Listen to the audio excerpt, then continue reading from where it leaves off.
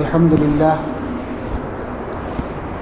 لله خالق الوجود من العدم وجاعل النور من الظلم ومخرج الصبر من الألم فملقي التوبة على الندم فنشكره على المصائب كما نشكره على النعم ونصلي على رسوله الأكرم للشرف الأشم والنور الأتم والكتاب المحكم وكمال النبيين والخاتم سيدي ولد آدم الذي بشر به عيسى بن مريم ودعا لبعثته إبراهيم عليه السلام حين كان يرفع قواعد بيت الله المحرم.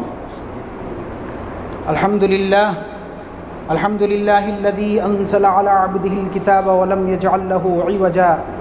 الحمد لله نحمده ونستعينه ونستغفره ونؤمن به ونتوكل عليه ونعوذ بالله من شرور أنفسنا ومن سيئات أعمالنا من يهده الله فلا مضل له ومن يضلله فلا هادي له ونشهد أن لا إله إلا الله وحده لا شريك له ونشهد أن سيدنا مولانا محمدا عبده ورسوله.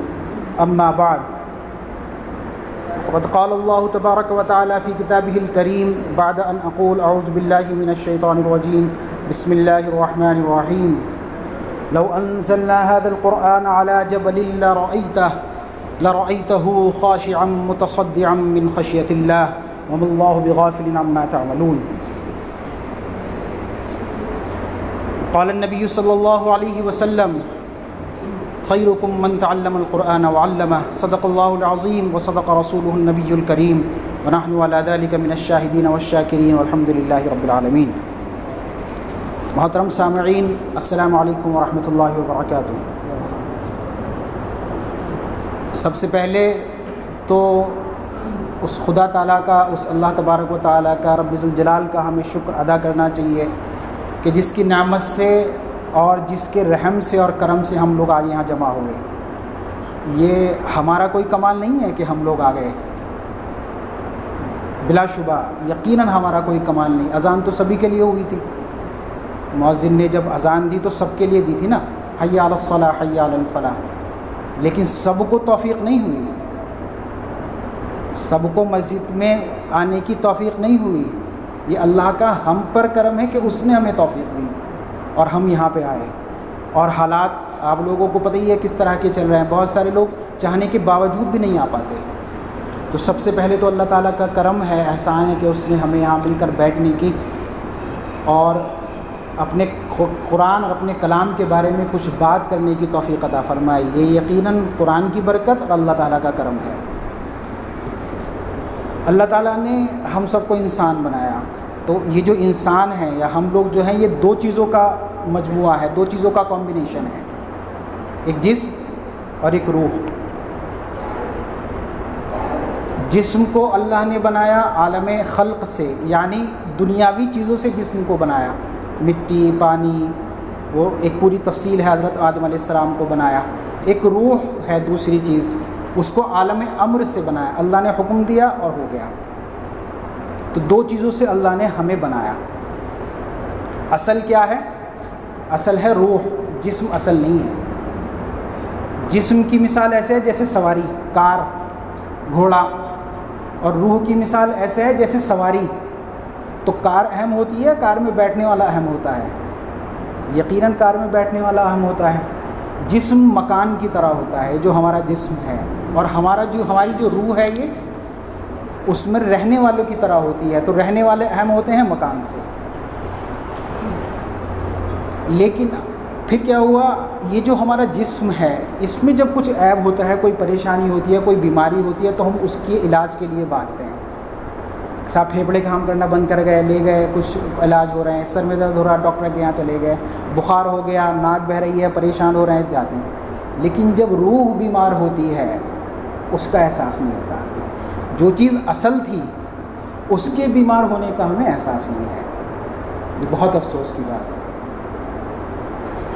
اس روح کو بنانے کے بعد اللہ نے اس کو ویسے نہیں چھوڑا. 1,24,000 انبیاء اللہ نے بھیجے اور ان کو کتاب ہدایت کے ساتھ بھیجا، اپنی اپنی شریعتوں کے ساتھ بھیجا، اور سب سے آخر میں ہمارے نبی کریم صلی اللہ علیہ وسلم کو اللہ نے بھیجا، اور ایک ایسی کتاب کے ساتھ بھیجا کہ جس نے صرف 23 سال کے اندر پوری دنیا کو بدل دیا، وہ جو آج کتاب پوری ہوئی ہے، ابھی ہمارے امام صاحب نے جو قاری صاحب نے پورا کیا ہے، صرف 23 سال کے اندر ایک ایسی قوم کو بدل دیا جس کے اندر دنیا کے سارے عیب تھے، سارے عیب، اگر ان کے عیب پر بات کی جائے تو رات ناکافی ہو جائے، اتنے عیوب اس قوم کے اندر۔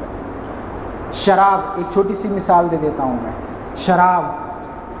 شراب کی اتنی دیوانی تھی یہ قوم، عرب جہاں رسول کو بھیجا گیا، ان کی گھٹی میں شراب پلائی جاتی تھی بچوں کو۔ 200 الفاظ عربی زبان کے اندر شراب کے لیے استعمال ہوتے ہیں، 200۔ صبح کو 4 بجے شراب پی جا رہی ہے سورج نکلنے سے پہلے، اس صبح کے ٹائم اس کا نام الگ، انگور کی شراب اس کا نام الگ، جو کی شراب اس کا نام الگ، سورج نکلنے کے بعد جو شراب پی جا رہی ہے اس کا نام الگ، دوپہر کو کھانے کے وقت جو شراب پی جا رہی ہے اس کا نام الگ۔ اتنی دلدادہ قوم تھی یہ شراب کی۔ ایسی قوم کو رسول اللہ صلی اللہ علیہ وسلم نے اس کتاب کی برکت سے صرف 23 سال کے اندر اسٹینڈرڈ بنا دیا۔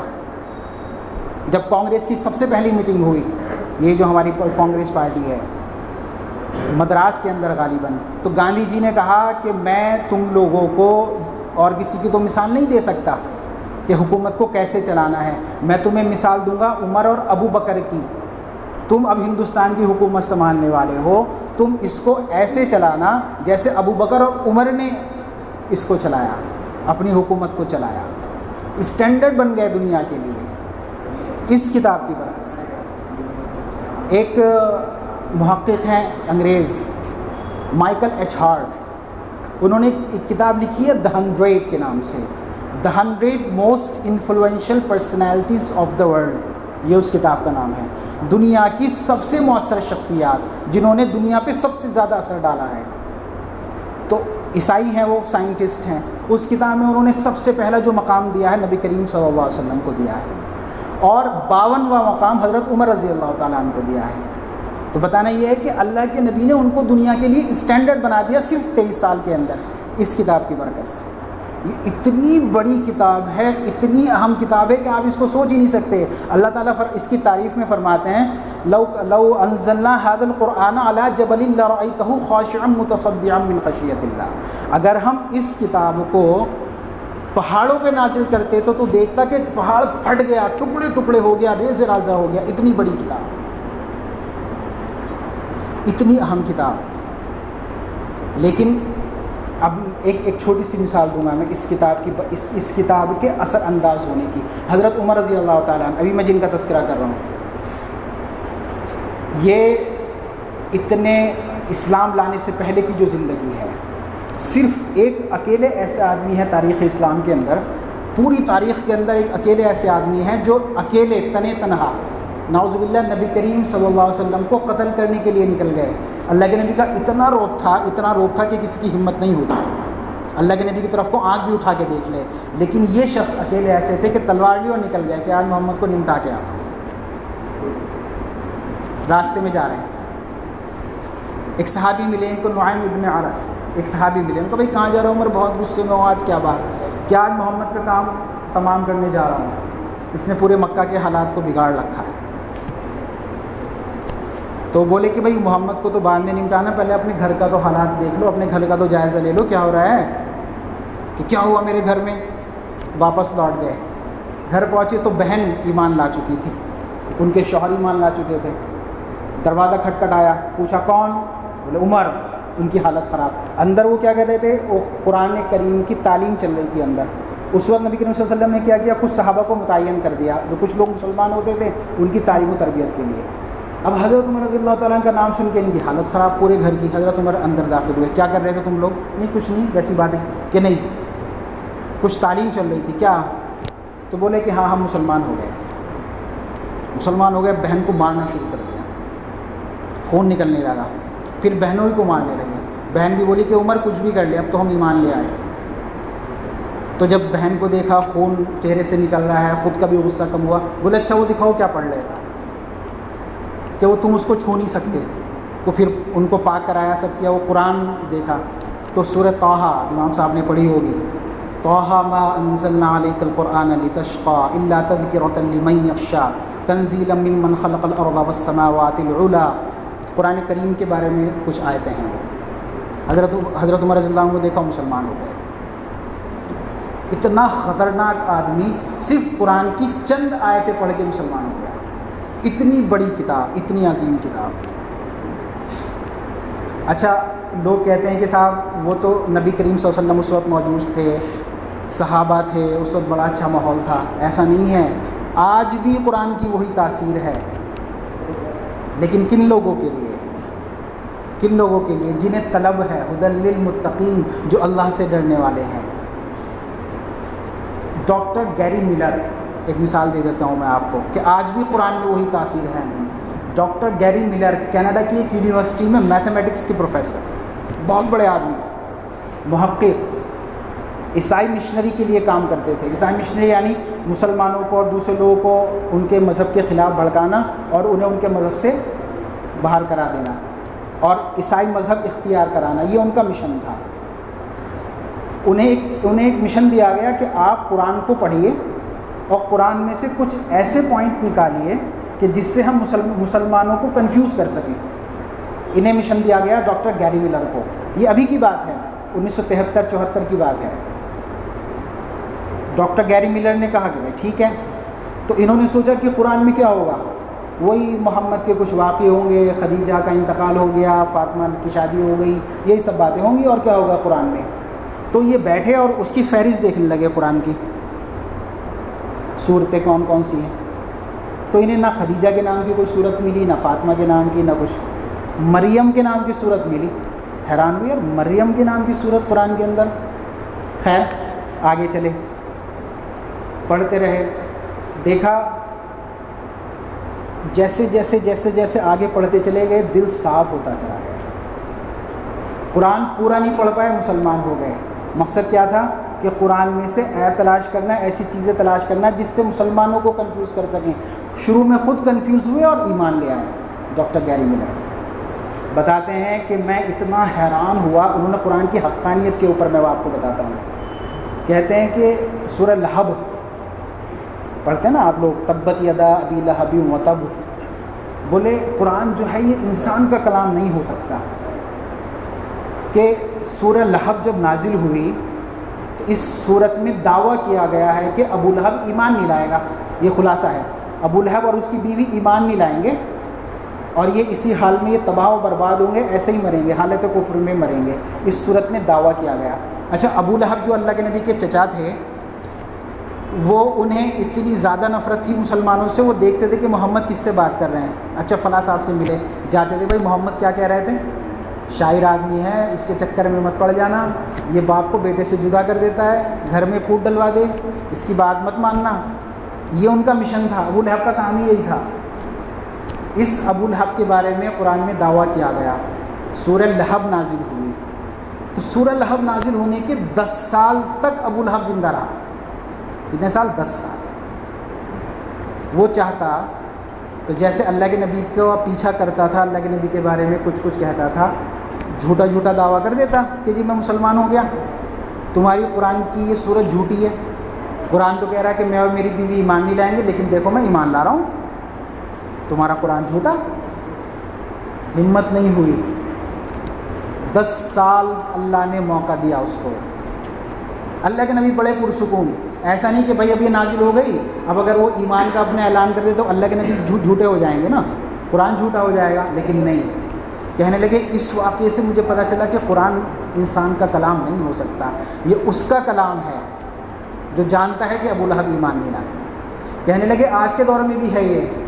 قرآن کہتا ہے لَتَجِدَنَّ أَشَدَّ النَّاسِ عَدَاوَةً لِلَّذِينَ آمَنُوا الْيَهُودَ وَالَّذِينَ أَشْرَكُوا، کہ مسلمانوں کے سب سے بڑے دشمن یہودی ہیں. قرآن کہتا ہے یہودی کیسی کیسی سازشیں کرتے ہیں اسلام کے لیے، اسلام کے خلاف، مسلمانوں کے خلاف. ابھی دیکھا ہوا آپ نے 3-4 دن پہلے پھر انہوں نے حملہ کیا تھا مسجد اقصیٰ پہ. کیا کیا نہیں کرتے، کیا کرتے ہیں. انسٹیٹیوشن ہیں جو قرآن کو پڑھتے ہیں اور اس میں سے عیب تلاش کرتے ہیں. ایسے ایسے ادارے ہیں، ایسے ایسے لوگوں کو تیار کر رہے ہیں، لیکن کبھی اس آیت کو جھوٹا ثابت کرنے کی ہمت نہیں کر پاتے.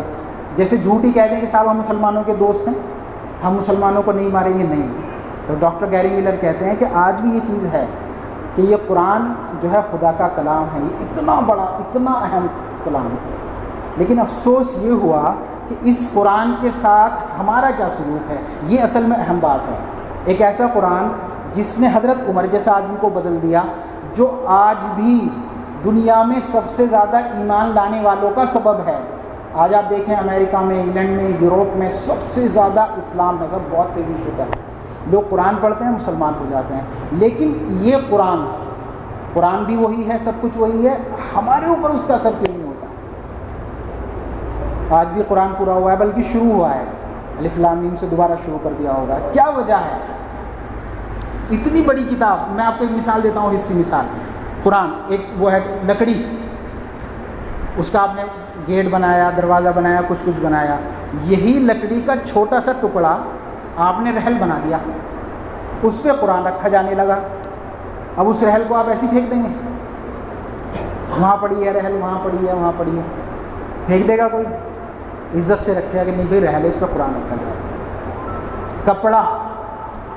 کپڑا پوچھا بھی ہوتا ہے، جس کپڑے کا آپ نے پوچھا بنایا اسی کو کاٹ کے اسی کپڑے کا آپ نے جزدان بنا دیا، مثلا قرآن کے اوپر چڑھا دیا۔ اب اس کپڑے کی کتنی عظمت بڑھ گئی اس قرآن سے لگنے کی وجہ سے، بڑی نہیں بڑی؟ ایسا ہوتا ہے کہ صاحب وہ جزدان اتارا ناک صاف کر دی، جزدان اتارا دیوار صاف کر دی، ایسا کبھی ہوتا ہے؟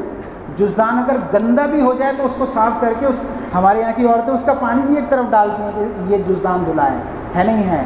کاغذ، یہ میں آپ کو حصی مثال دے رہا ہوں، ایک کاغذ، اخبار، وہی کاغذ، اس کا اخبار بنتا ہے تو اس کو پڑھ کے پھینک دیتے ہیں، اسی کاغذ پہ قرآن چھپ جائے تو اب اس کو عزت سے رکھا جاتا ہے، اب اس کی تکریم کی جاتی ہے۔ یہ بچہ عام سا تھا، والد صاحب بیٹھے ہیں اس کے، عام تھا نہیں تھا، جیسے یہ ہمارے بچے، اب یہ حافظ ہو گیا، اللہ نے اس کو کہاں کھڑا کیا اللہ نے؟ وہاں آگے حافظ صاحب کہلایا جانے لگا ہے بچہ، صرف قرآن کی برکت سے۔ تو جس قرآن نے لکڑی کو عزت دے دی، کپڑے کو عزت دے دی، کاغذ کو عزت دے دی، اس بچے کو حافظ جی بنا دیا، اس کو عزت دے دی، کیا وہ قرآن ہمیں ایسے چھوڑ دے گا؟ اگر ہم خود اپنا آپ کو اس سے جوڑیں، کتنا برا سلوک۔ میرے خیال میں دنیا کی اکیلی ایسی کتاب ہے جسے مسلمانوں نے بس پیک کرا رکھ دیا۔ ہم سوچیں کہ قرآن کے ساتھ ہمارا سلوک کس قدر سوتیلا ہے۔ کیا یہ قرآن دعویٰ نہیں کرے گا؟ رسول کہیں گے قیامت کے دن وقال الرسول یا رب ان قوم اتخذوا هذا القرآن مہجورا، کہ یا اللہ، اے خدا، میری قوم نے قرآن کو چھوڑ دیا تھا، کیا منہ دکھائیں گے ہم؟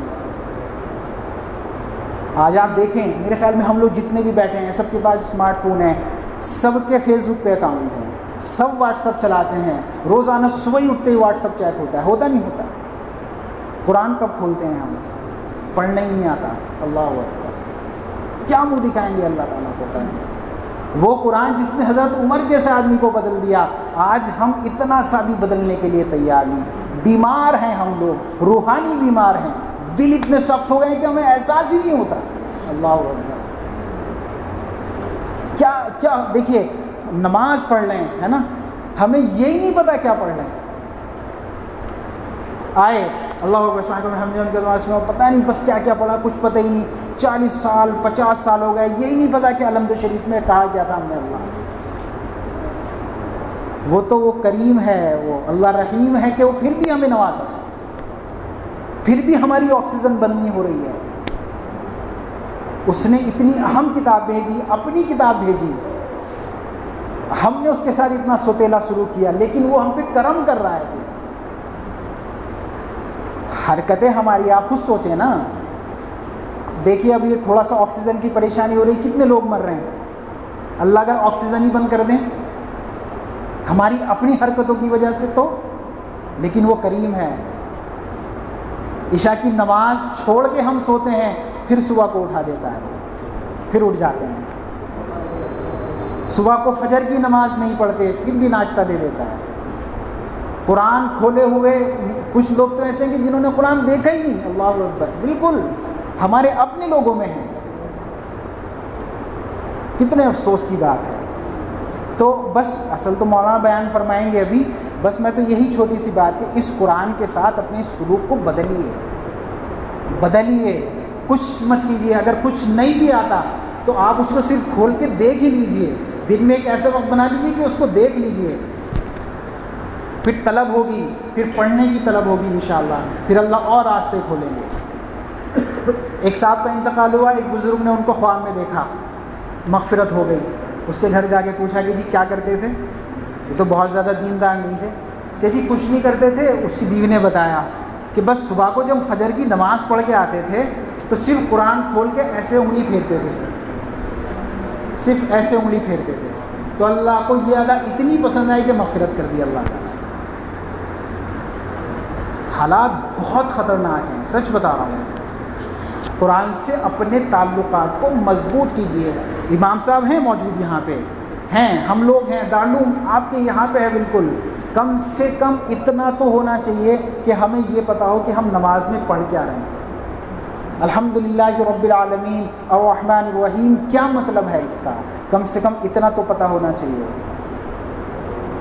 اور شکر ادا کرنا چاہیے اللہ تعالیٰ کا۔ میں ایک بات اکثر کہا کرتا ہوں، ہم لوگ اتنے گناہ گار ہیں کہ اللہ نے پردہ ڈال رکھا ہے ہمارے گناہوں پہ، جو دنیا چل رہی ہے۔